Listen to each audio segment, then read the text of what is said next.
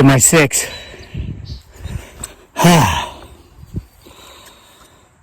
Guys, we finally got one. Finally got what, you ask? A Bigfoot Sasquatch? Man, that's old news. Come on now. Just a reminder, because our back order has arrived, not only did we get it on video, we have blown it up. Here's the original. Well, the original one is the inlay here. Remember October 25th? Let me remind you. October 25, 2019, cryptozoologist Kevin Crazy Lake potentially captured what may or may not have been an actual Bigfoot Sasquatch on video and uploaded it to his YouTube channel, Homesteading Off the Grid, in a video titled, "He Discovers the Lair of Bigfoot and is told loud and clear he is not welcome." Watch the video between 1735 and 1745 marks and decide for yourself. All right, we've got it blown up. You remember the video. If you haven't seen it, you got to watch it. I'm panning, showing how beautiful the leaves are when they change colors in October. It appears as if something's walking down the hill as I pan, and when I stop and everything in the background stops with me, what may or may not have been potentially Bigfoot Sasquatch continues to walk and then quickly ducks behind a tree. Blew it up. And if you'll remember, these are available on Etsy. They're autographed. We tried this, kind of like to send a message to the vertically challenged individuals who live under bridges that we don't care what they say. We pray for them, and then we ban them. These things sold out overnight. And then so I ordered 50 more, and they're almost halfway sold out, even though the new ones just came in evening before yesterday. And you also get my research tools here. You get the red circle, and you get the blue rectangle, both signed, autographed, and words of wisdom written on the back. Okay? The link to this product is in the description box below. It's in our Etsy store. Got big things coming there because those who like to live under bridges have been casting more stones. So we're taking those stones and we're building an even bigger foundation with what we have going on at Etsy. You're going to be made aware of that very soon. Now, here's what else we got. And I'm going to give you this because I got something very interesting here I'm going to read to you today. Or paraphrasing. I'm going to read parts of it because it is kind of long, but it's a very interesting story. When I got the idea to put together these packages, and now the ideas are formulating for other things because the rocks keep coming, so we're going to continue to keep building. And, look at the Great Wall of China. It's made out of stone. You throw me stones, I'm going to build something great with it. So I got a P.O. box so we can have a return address when we mail these things out. I'm going to give it to you today, and I'm going to tell you why. And no, it's not so you can send me money. Listen, I know a lot of you have hearts that are way bigger than your bank accounts. Our needs are met. Our cups runneth over. There's nothing we need for. There's nothing we want. Okay? Our lives are great. If you have extra money, keep it. Or give it to someone else you know who maybe their needs are not met. Okay? But here's our P.O. box. I put dearly, but this is for Kevin and dearly. P.O. Box 2483, Charlottesville, Virginia, 22902. That's where we're going to be mailing these things out from Etsy. But we've gotten Christmas cards. People go out of their way to find us. You don't have to anymore. And I'll put that P.O. box address in the description box here of the video in case you missed it. But listen, let me tell you something. I tell stories here. We go out into the woods and we capture things on video. The stories just create themselves when we're out there because there's some really strange things potentially going on in the woods behind my home. People have often wanted to tell their stories here on the channel. They've wanted an email address. I don't do that, and here's why. Again, number one, I have enough of my own stories. I don't need other people's stories to be able to keep this thing going. Number two, I've worked in social media for more than a decade now, and I've seen it all. And there are some lunatics out there, and we want nothing to do with them. Unfortunately, when lunatics want to have a presence in someone's lives, they figure out a way to make that happen. Okay, with this P.O. box, if you harass us, if you threaten us, if you make derogatory comments towards us, you're committing a federal offense because you're going through the U.S. mail. Now, secondly, if you really want your story told, you will write it, okay? Or you will type it and print it and you will mail it. And unless you give me permission to share your story under any format, be it YouTube videos, be it written, maybe in a short story collection or something along those lines, it won't be read and won't be shared. Okay. I've seen it all. Okay. I just know what goes on out there, and God bless them. I see other people try to do this and they say, hey, email me. Next thing you know, they're getting 10,000 emails a day. Most of them are generated by bots. Most of them are sent by hired legions of trolls. See, the competition, they will hire entire internet cafes. I knew a guy that did this when I lived in the Philippines. He ran a legion of trolls. What he would do is he would contact social media content creators and he'd say, hey, look, this is what I do. This is what I provide. I have 50 Filipinos working under me in an internet cafe. We for a certain fee, we will go to all your posts and we will comment how much we love your channel, how much we love your stories, how you're so much better than the competition. So that way, when people go to see those videos or see those posts on Facebook, they go through the comments and like, here's the first 50 comments are all positive. That will inspire other people to watch your video. Guess what? It works. And there are people who hire those people. Well, this guy, if people refused him and wouldn't hire him, he would have his trolls go after him like attack. Oh, this video is fake. I'm telling you, this is a dog-eat-dog business. I've seen it all. Now, you can tell who hires legions of trolls because they put out a video and in that first day it gets 30,000 views. Go check that video again a month later. It still has 30,000 views. They don't get organic views. They get troll views, and it's a losing proposition. So anyway, that's why we've never made an email address. There's so much to this. People think it's just sitting in front of a camera and acting stupid or acting smart or telling a story. I'm telling you, this is a business. And if you don't understand it, and if you don't run the business like a business, it'll run you and you'll be out of business. Period. Now, that's TMI. Has nothing to do with this, but here's what's going on. This is why I've given you the PO box.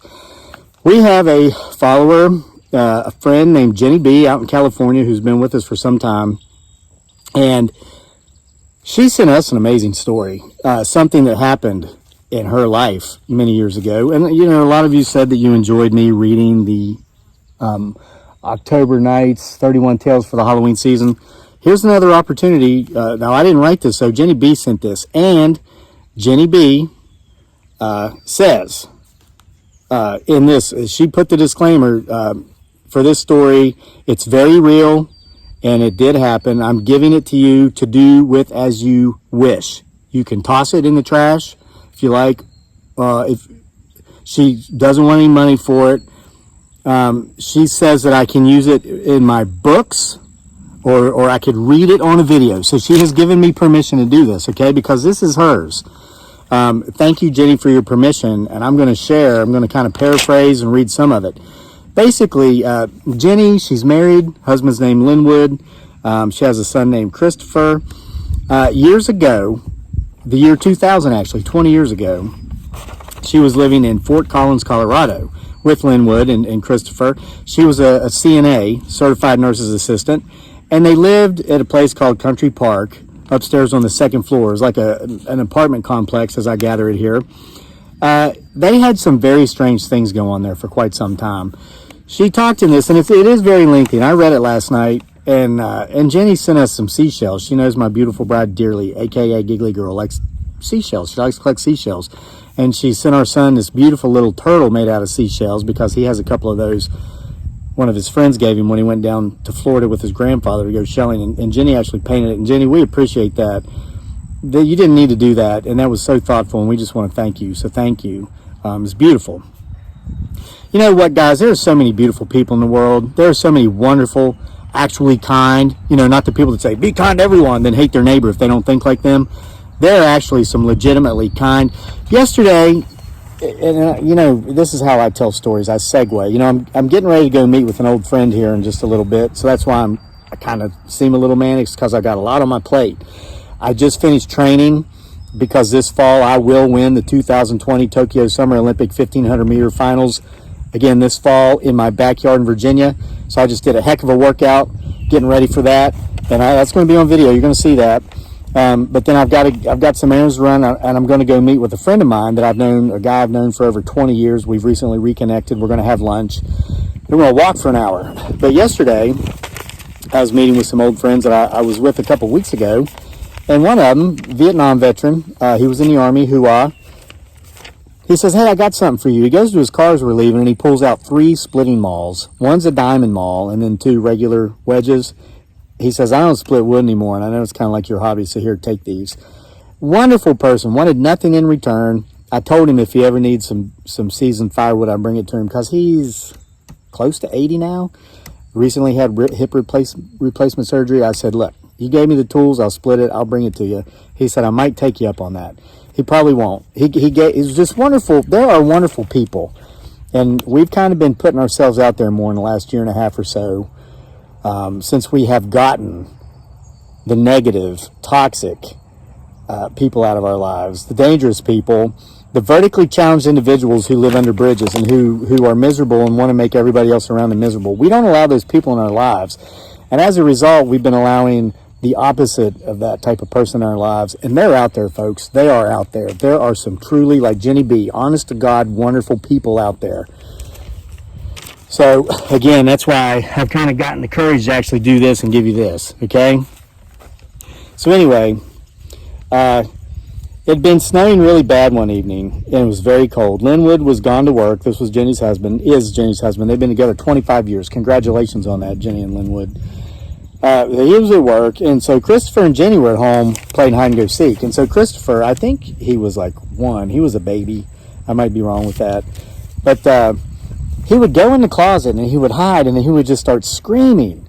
And so Jenny would come and get him, and it wasn't like he was giving away his location, but it's like he was actually scared. And she would get him, and he would talk about how Grandpa was there with him. Grandpa came to him when he started screaming. Of course, his grandfather was dead. So this is just kind of like some backstory here of the main meat and potatoes of this thing coming up. She mentioned about how they had a portable radio. And at times, it was the kind that could play cassettes, kind of old-timey thing. At times, it would just come on, it would go off, kick on, kick off. Then Christmas came. She was decorating the patio with wreaths, even a little Christmas tree. It was beautiful. Her and her husband loved to go antiquing, and they went antiquing, and they ended up buying like a cow skull, might have been a horse's skull, and a wooden barrel, the kind you make moonshine with or wine. She told me to Google it, but I'm familiar with that. I live in the Blue Ridge Mountains. We know all about moonshine. The moonshine capital of the world is just south of here a couple hours. It's Roanoke, Virginia. They make more moonshine in that county where Roanoke, Virginia is than anywhere in the world. Have for a long time. She bought some horseshoes, okay? They brought these antiques back into the apartment. So Christmas comes around. Her mother-in-law comes. Okay, well, no, before this, she's coming home, one day, and as she enters the door into the apartment, she can see through back to the bathroom at the end of the hall, and there's a very large mirror there, and she sees a woman that appears to be a Native American woman. She has her hair up in a bun, and she's wearing a sweater with only 2 buttons buttoned, and she thinks somebody's in her house, so she goes into the house saying, hey, who are you? And the woman's gone. She's not in the mirror. But she turns around and she sees a woman on the steps.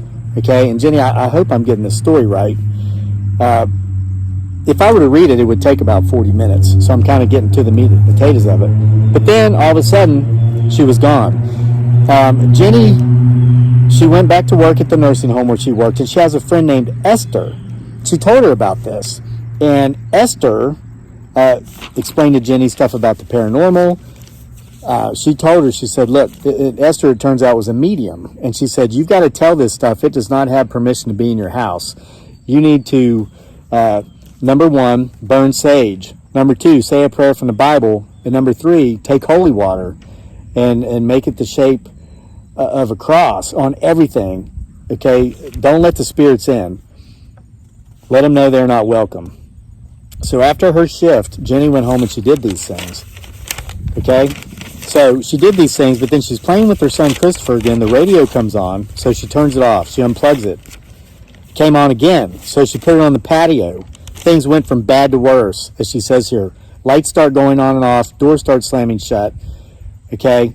So she's ready to follow Esther's instructions. Oh, so this is when she follows Esther's instructions with the sage, the Bible verse, the holy water.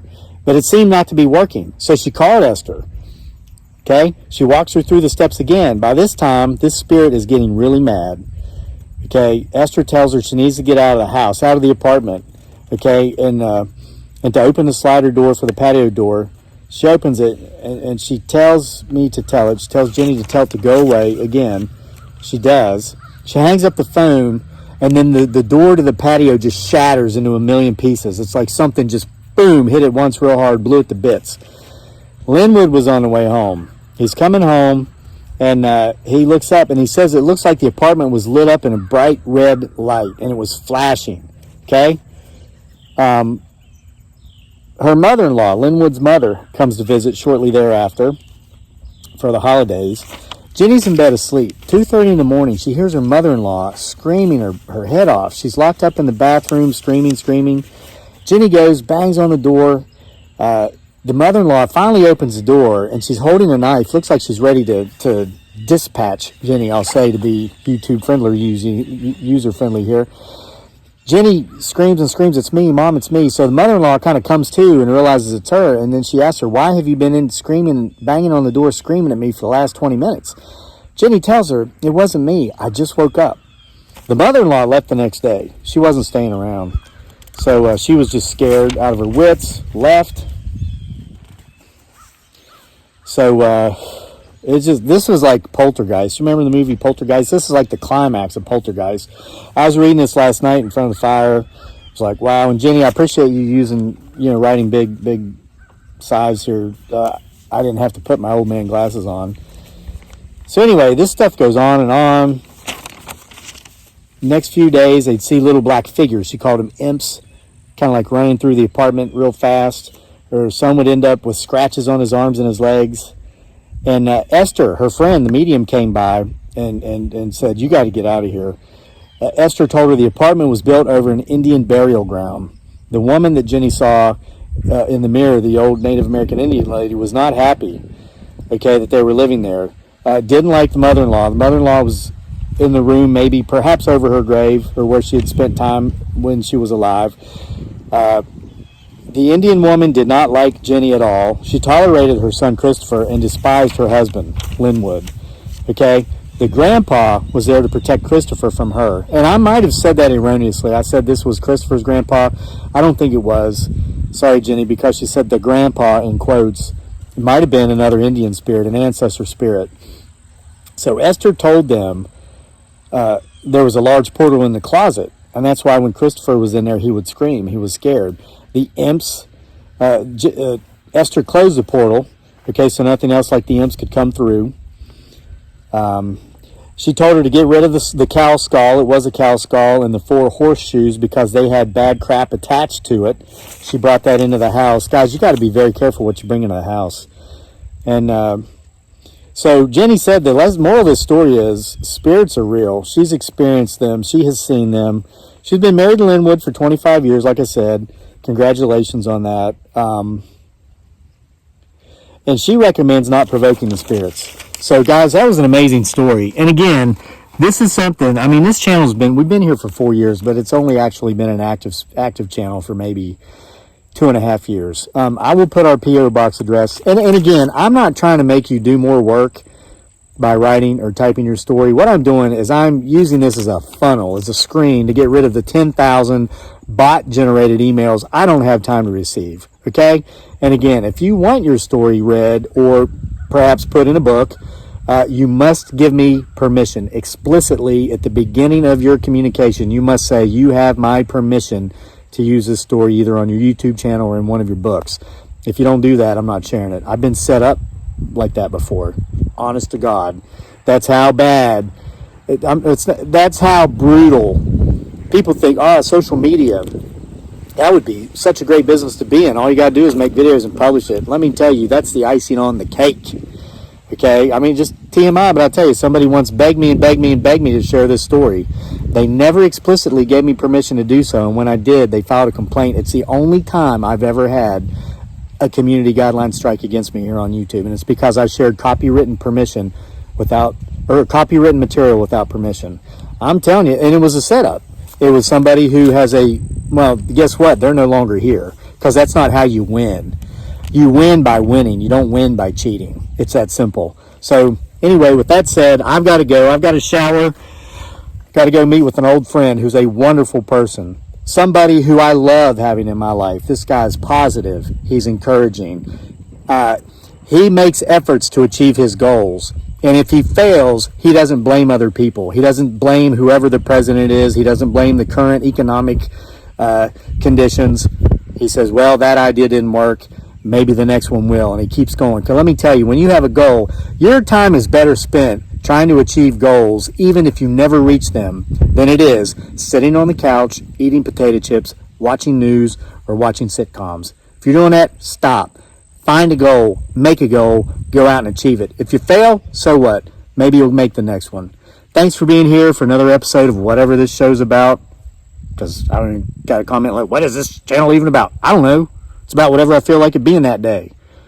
Those of you who have been here for a long time who support us get it. Those of you who don't never will.